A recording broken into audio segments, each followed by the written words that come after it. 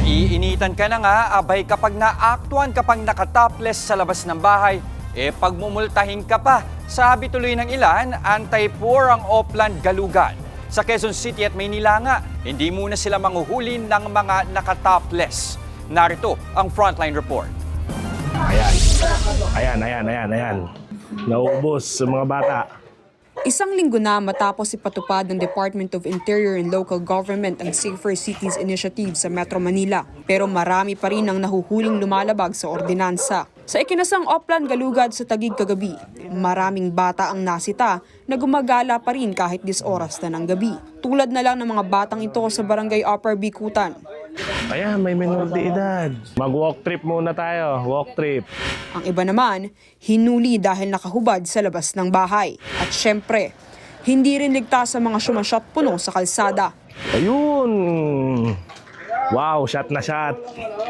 Maklase. Base sa ordinansa, bawal uminom sa mga kalye, bangketa at eskinita. Yan ay para maiwasan ang mga nag-aamok sa kalye, mga krimen at sexual harassment, lalo na sa residential zones. 12 minors ang ating na-curfew po, 21 drinking in public, saka may isa po tayong smoking. Ginagawa po ng kapulisan at ng ating mga barangay kasamang iba't ibang sangay ng barangay, mga force multiplier po natin is epektibo. Kaya bumababa na po yung mga natin, residente natin na nahuhuli o kaya lumalabag sa mga iba't ibang city ordinance. Simula ng April 6, higit 60,000 na ang nahuling lumalabag sa Safer Cities operations. Higit 1,000 ang kinasuhan, 21,000 ang pinagmulta, habang 40,000 ang nawarningan muna.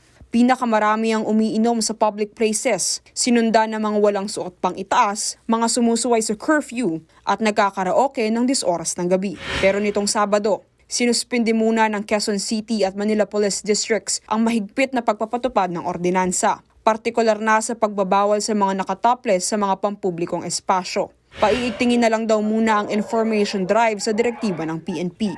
Kasunod ito ng mga diskusyon na anti-poor o kontra sa mga mahihirap ang naturang batas. Pero giit dyan ang Malacanang.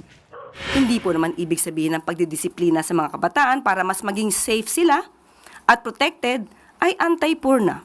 Hindi po lahat ng pagdidisiplina ay sasabihing anti-poor. Ito po ay para sa protection ng bawat Pilipino. Epektibo pa rin ang mahigpit na operasyon ng Safer Cities sa natitirang mga lungsod sa Metro Manila.